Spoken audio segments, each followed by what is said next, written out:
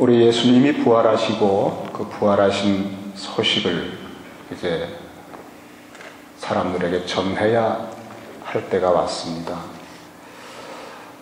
제일 듣고 싶은 얘기는 소망스러운 얘기죠. 그래서 구약에서는 소망을 죽이는 것은 만지지도 말라고 그랬습니다. 시체를 만지는 게 부정한 거예요. 왜냐하면 하나님은 생명 그 자체이고, 그래서 하나님의 임재, 그 지성소 쪽으로 가는 것이, 정결해서 거룩해서 가는 것이 생명이 충만해지는 길인데, 그 반대 길은 정령 죽으리라. 그래서 진 밖으로 모든 부정한 것은 갖다 버리는 겁니다. 시체를 만진다는 건 죽음을 만진다는 거거든요. 사망의 그늘, 더러운 것, 이런 것들을 자꾸 접하고 보고 생각하면 우리 속의 생명을 잃어버린다는 거죠. 그래서 우리가 들을 소망 중에 가장 좋은 말은 부활입니다, 여러분. 부활. 어차피 한 번 타락한 인생들이기 때문에 죽을 수밖에 없는데, 부활이 복음이에요.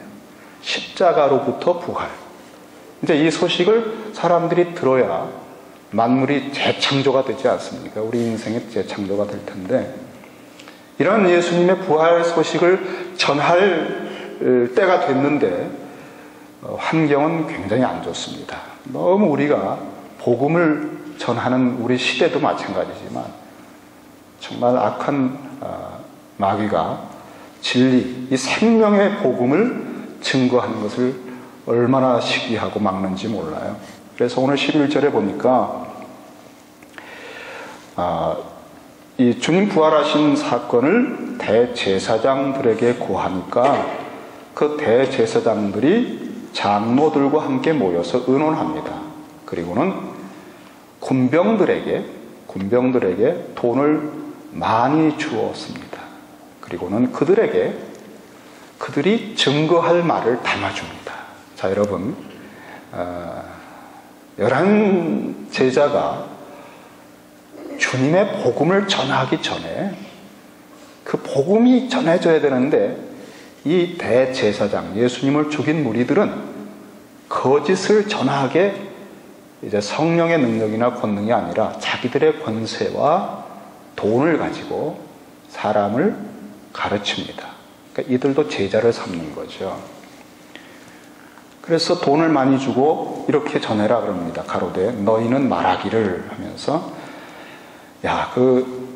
예수의 제자들이 밤에 시체를 훔쳐갔다. 부활하셨는데 그걸 훔쳐간 걸로 이제 바꾸는 겁니다. 도적질해 갔다. 만약에 이 말이 그럼 지키는 너희들이 잘못한 거 아니냐라고 하는 그런 해로움이 되겠으면, 만일 이 말이 총독에게 들리면 우리가 권하여 너희로 근심되지 않게 하리라. 다 우리가 손을 봐주겠다. 자, 이렇게 하니까 이 군병들이 말이죠, 책임을 다 져주고 막아주고 해주니까 또 돈을 많이 받았잖아요. 군병들이 돈을 받고 가르친 대로 하였다 그랬어요. 가르친 대로 했다.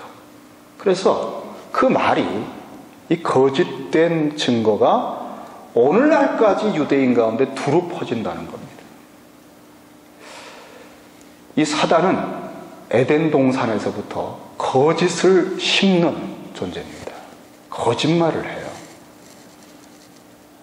내가 하나님처럼 되리라. 따먹으면 거짓말을 한단 말이에요. 제자들이 훔쳐갔다. 그래서 시체가 없는 거다. 부활하신 건데 어떻게 하든지 이 복음을 가리기 위해서 사단은 온갖 괴기를 다 씁니다.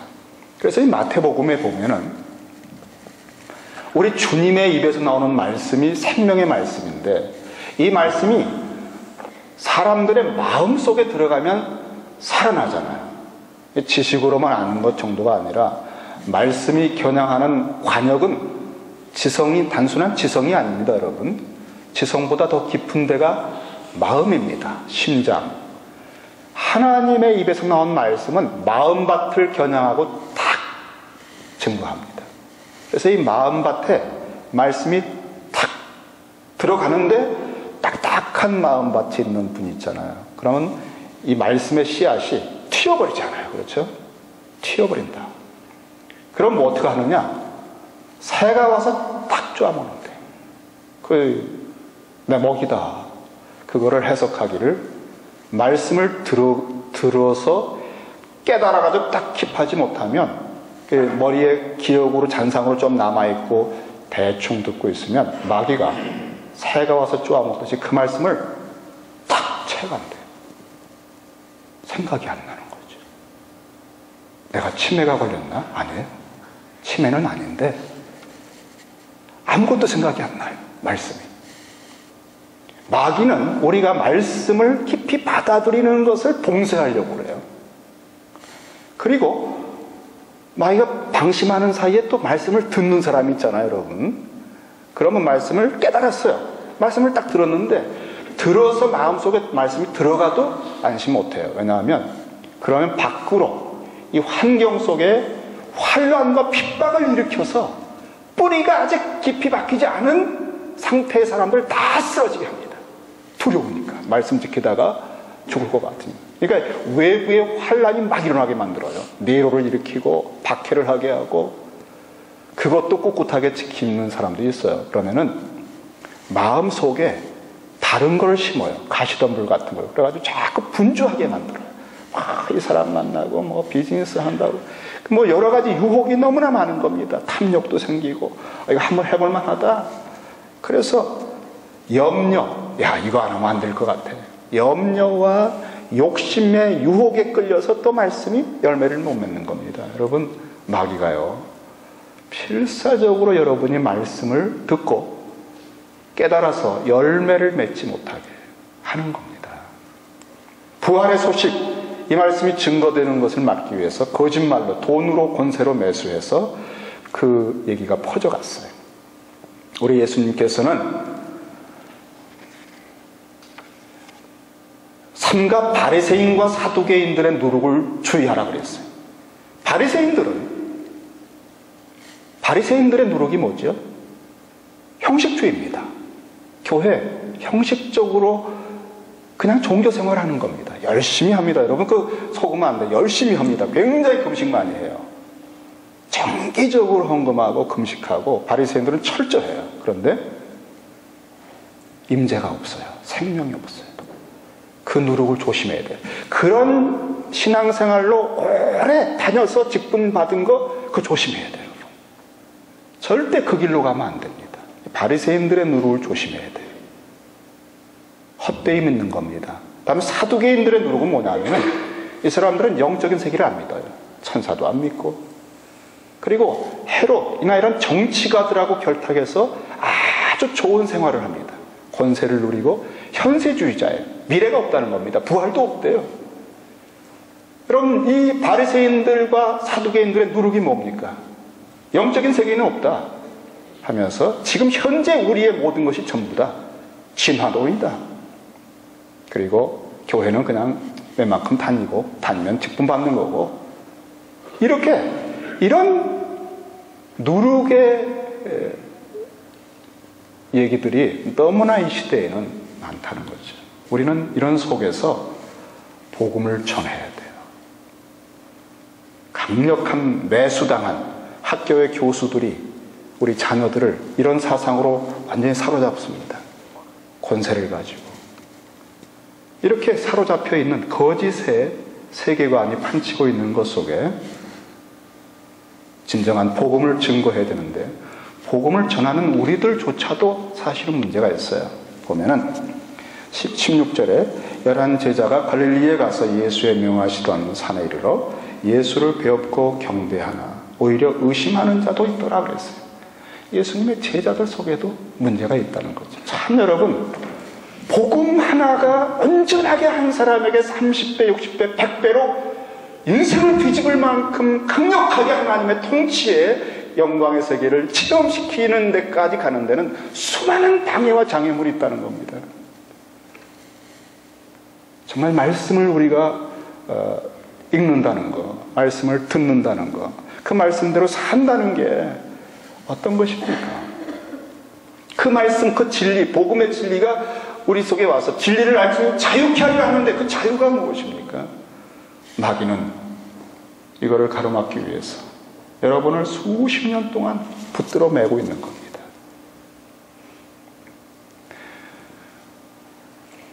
이제 우리 주님께서 이 복음을 전해야 되는 그 사명을 맡기시는데 18절 같이 읽겠습니다. 시작. 예수께서 나와 일러 가라사대 하늘과 땅의 모든 권세를 내게 주셨으니. 그리고 나서 19절에 그러므로 너희는 가서 그랬어요. 그러니까 그러므로 하는 게 뭐죠? 우리가 복음을 전할 수 있다, 가르칠 수 있다는 게 뭡니까? 결국은 주님이 큰 권세가 있기 때문에 가능한 것이라 이거죠. 사람들은 영적인 흑암의 권세, 거짓의 권세에 사로잡혀 있어요. 습관을 못 끊잖아요. 중독에서 빠져나올 수가 없는 것은 그 권세가 있는 것에 붙들려 있기 때문에 그렇습니다. 생각해도 논리적으로 아닌 걸 알아요. 그런데 안 돼. 권세입니다, 여러분. 권세 싸움입니다. 그런데 하늘에 있는 악한 모든 영들이 있다 할지라도, 땅 깊은 곳에 모든 이 땅 지상의 모든 괴가 있다 할지라도 그리스도께서 십자가의 깊이로 사망과 저주의 세력을 다 끌어안고 그 죽음으로 죽음을 이기셨어요. 그리고는 하늘보좌까지 등극하셔서 하늘과 땅의 모든 세계를 통치하는 권세를 이제 주님이 받으신 겁니다. 모든 이름이 예수의 이름에 무릎을 꿇습니다.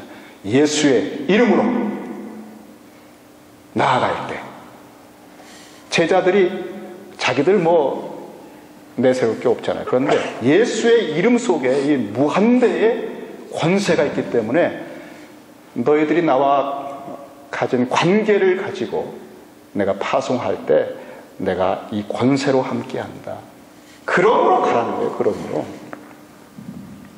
참 여러분, 우리는 이 주님이 우리에게 이런 분이라고 하는 걸 자꾸 알아야 되겠습니다. 여기에 우리의 소망이 있습니다. 그래야 우리가 어디 갈 수가 있습니다.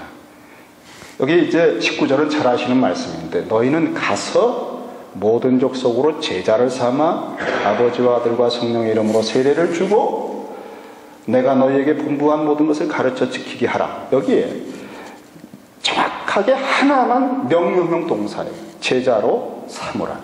명령입니다. 제자로 삼으라. 그 다음에 이 제자로 삼기 위해서 보조해주는 분사들이 가서 세례를 주고 가르쳐라 그거예요. 그러니까 제자를 삼기 위해서 우리가 가는 겁니다. 이 간다는 것이 분사니까 계속 어디를 가든지라는 뜻이 있어요.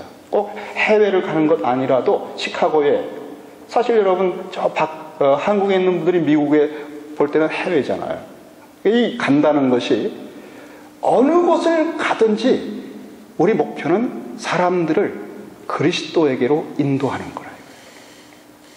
목표가 제자가 되기까지 가서 모든 족속, 나라든 족속이든 백성이든 하여간 구분하지 않고 그들에게 복음을 전해서 제자로 삼는다 하는 것이 우리에게 주신 명령인데, 이것은 이 말씀의 씨앗을 뿌리는 것은 너무나 악한 영들의 방해가 많고 흑암의 권세가 있기 때문에 이 주님이 이미 이기신 권세로 보증을 해 주셨다는 겁니다. 권세가 있는 주님이 이리 가운데 보내는 것 같을지라도 배후에서 또 임마누엘로 함께 하신다는 보증을 하시고 그러므로 가라 하는 거죠.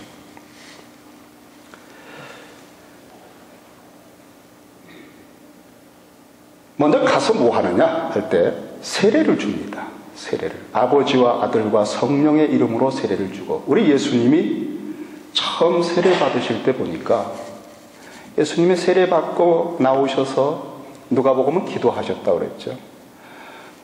예수님이 세례 받고 나오시니까 하늘이 열려가지고 하늘에서 성령이 임했어요. 그리고 성령이 임하면서 하나님 아버지가 너는 내 사랑하는 아들이라 그렇게 말씀하셨어요. 세례 때 예수님이 계시죠. 하나님 아버지가 등장하시죠. 성령이 임합니다. 우리가 그리스도 안에서 세례받는 게 뭔고 하면은 예수 그리스도와 함께 십자가에 연합하여 죽고 그리스도와 함께 다시 부활하는 것을 상징적으로 그림으로 보여주는 것이 세례입니다.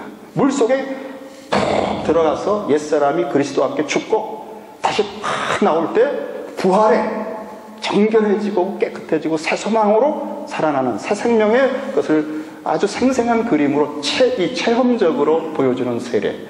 세례에는 아버지 하나님이 계셔요. 그리고 우리 주님이 계시고 성령님이 계셔요. 예수님의 십자가에 연합해 죽고 사는 게 세례입니다. 그럴 때 아버지는 그리스도의 복음으로 우리를 거듭나게 하십니다. 우리를 다시 창조하시는 거예요. 그 일은 성령께서 하셔요. 이렇게 아버지와 아들과 성령의 이름으로 세례를 준다는 것은 그 한 사람이 완전 새로운 세계의 하나님의 나라의 백성이 된다는 뜻입니다. 근데 문제는 세례받으면 태어난 거죠. 어린아이죠. 그럼 그 어린아이를 이제는 이 왜곡된 그 제사장이나 바리새인들, 사두개인들의 이 잘못된 진화론에 이런 누룩들에 오염되었던 우리의 이 사고방식, 삶의 모든 가치관을 거듭난 우리는 새롭게 배워야 돼요. 그래서 이 마태복음은 특별히 그리스도인들을 제자라고 얘기합니다. 그리고 마태복음에만 나오는 단어가 있죠, 여러분. 교회라는 단어입니다. 교회. 그래서 이 마태복음에서 말하는 교회는 무엇을 하는 곳이냐? 주님의 말씀을 받는 곳이에요. 가르침을 받는 곳이에요. 그 전에 세례를 받고 그리스도와 함께 죽고 살아서 거듭난 사람에게 철저하게 가르치는 것이 교회입니다, 여러분. 이것이 오늘 말씀 가운데 있어요. 그리고 그렇게 배운 것은 어디까지 목표냐 할 때 가르쳐 지키게 하라 그랬어요. 지키게 하라. 그래서 이제 오늘 여러분과 함께 교회에서 우리가 뭘 할 거냐 하는 것에 대해서 분명하게 한번 정리하는데, 우리 주님은 이 땅에 오셨을 때 임마누엘 아기로 탄생하셨죠. 하나님이 우리와 함께 하는 것은 그럼 무엇을 해주시기 위함인가 했더니 마태복음 4장 23절에 주님이 공적인 생애를 시작하면서 뭘 하셨는가 하니까 우리에게 오셔서 갈릴리에 두루 다니사 저희 회당에서 가르치시냐고 그랬어요. 제일 첫 번째가 가르치는 겁니다. 강조한 겁니다. 가르치시는 것이 주님이 우리와 함께하는 임마누엘, 하나님이 우리와 함께 하셔서 할 때 어떤 일이 일어나냐? 가르쳐 주신다는 거예요. 하나님의 임재, 임마누엘이 어떤 일을 해주시는가? 나를 가르쳐 주신다는 거예요. 두 번째는 천국 복음을 전파하시며 우리 심령에 복음의 본질을 선포해 주시는 거예요. 설득하는 게 아니라 선포하는 거예요. 빛이 있으라. 강력한 말씀의 능력으로 임하는 것입니다. 그리고 모든 병과 모든 약한 것을 고치시니 하나님 보시기에 좋았던 본래의 이 창조된 모습들이 죄나 병으로 일그러진 것을 다시 재창조의 표적으로 회복시켜주는 겁니다. 근데 제일 먼저 나온 게 가르치는 거라고. 올바르게 배워야 나머지가 되지 않겠어요?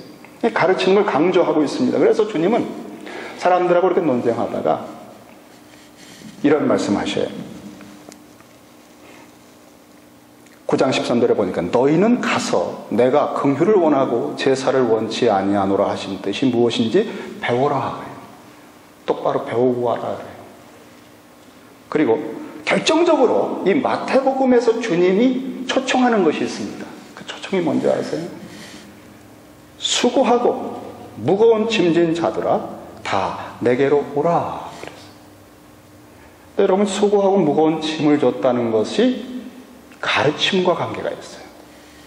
이 마태복음 속에서 이 표현은 언제 또 나오는가 하면은 마태복음 23장 4절에 우리 주님이 서기관과 바리새인들 이 사람들은 가르치는 전문가입니다. 그 시대의 모든 사고방식을 만드는 사람들입니다. 이 사람들을 통해서 모든 가치관이 형성됩니다.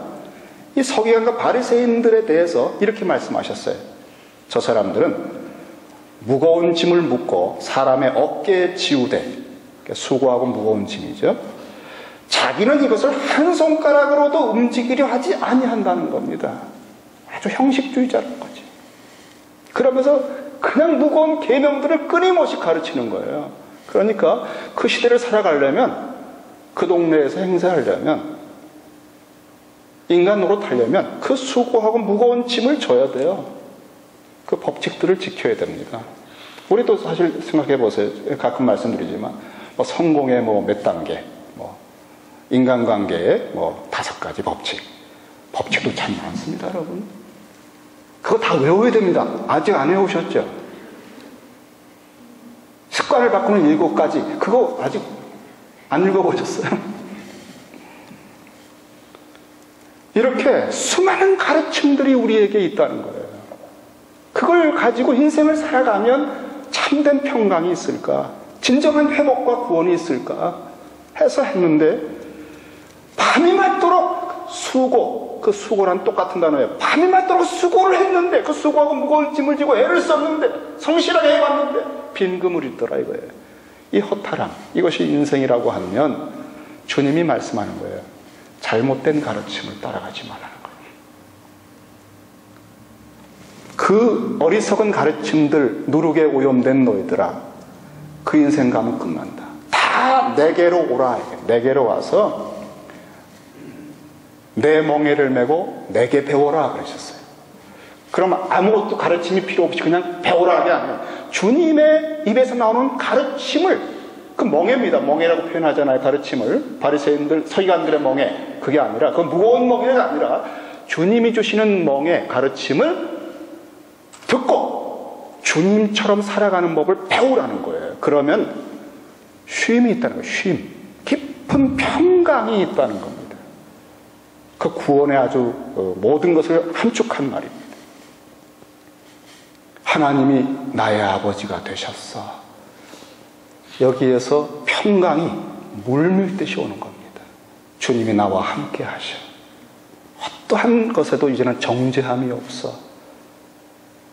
그리스도의 가르침 속에 들어가서 누리는 안식이라고 하는 것은 이전에 바리새인들, 서기관들의 가르침 속에서 너무나 나는 죄책감을 느꼈어요. 지킬 수도 없고 늘 그 잣대 앞에 서면 부족한 겁니다. 그대 앞에서만 서면 왜 나는 이런 잣대에 걸쳐버리고 그리스도의 복음의 가르침 속에서 자유해지니까 평강이, 쉼이, 안식이 온 거예요. 서기관과 바리새인들은 그 멍에를 가르침을 주면서 자기는 손가락 갖다 하나 하고, 너 지켰냐 못 지켰냐, 왜 못 지키느냐, 그냥 정죄하고 눈총 주고. 그런데 주님은 가르친 다음에, 주님이 가르치신 것이 여러분 사실은 가벼운 건 아니에요. 사실 가벼운 거 아닙니다, 여러분. 자기 십자가 지고 나를 따르라, 그런 말씀도 있잖아요. 모든 걸 버리고 따라와라. 어려운데 왜 이것이 무거운 멍에가 아닌가 하면은, 주님은 당신이 딱 말씀을 한 다음에 주님의 말씀을 진심으로 받아들이고 그 말씀대로 살아보려고 하는, 제자가 되보려고 하고 순종해보려고 하는 사람이면 주님이 하늘과 땅의 모든 권세로 함께 하셔요. 손가락 하나도 까딱하지 않는 그런 인간들하고는 달라요. 주님은 모든 것을 동원해서 함께 해주시기 때문에 그 어마어마한 일인데 능히 해내는 겁니다. 그래서 그게 무거운 멍에가 아닌 거예요. 같이 져주시니까. 우리 주님의 마음이 어때서 그랬어요? 나는 마음이 온유하고 겸손하다는 거예요. 바리새인들은 자기 소국도 목이 마르고 평강이 없고 썩은 무덤 같아요. 그러니까 계명을 필사적으로 지키는 겁니다. 못 지키고 안 지키는 것은 아주 정죄하고, 그거 정죄해야 또 자기가 스스로 반사이익을 좀 느끼는 게 있으니까. 이런 어리석은 궤도 속에 살아가지만 주님은 하나님이 내 아버지입니다. 마음속에 너무나 깊은 곳까지, 심층까지